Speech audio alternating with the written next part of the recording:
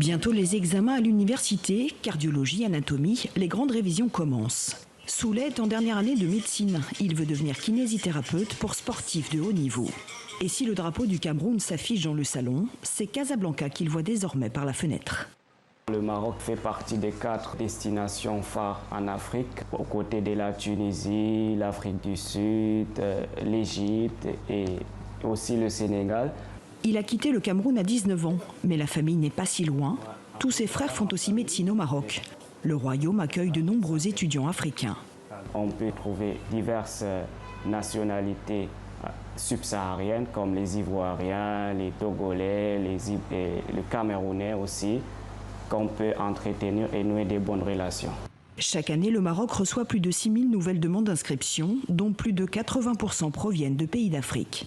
En médecine, sa réputation est telle que même le secteur privé marocain développe ses outils de formation. Ça va, Iman ? Ici, une clinique dentaire à Tanger. Dans ce secteur, la technologie évolue vite et l'équipement du cabinet met ses stagiaires à bonne école. Oui, on essaie d'avoir les appareils qu'il faut, notamment le laser, le digital, la piezochirurgie. Et depuis 2 ans, Ce dont on est vraiment fiers, c'est notre centre de formation.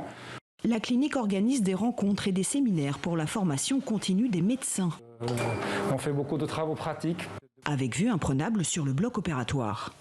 On a eu des demandes, on a eu des gens qui se sont intéressés, et donc on a eu des gens qui sont venus du Sénégal, de la Côte d'Ivoire.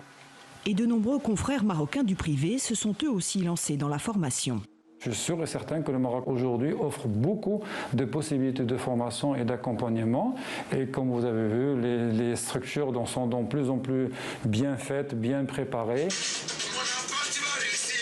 À Casablanca, Souley vient de réussir un entretien d'embauche. Il commence demain, lundi.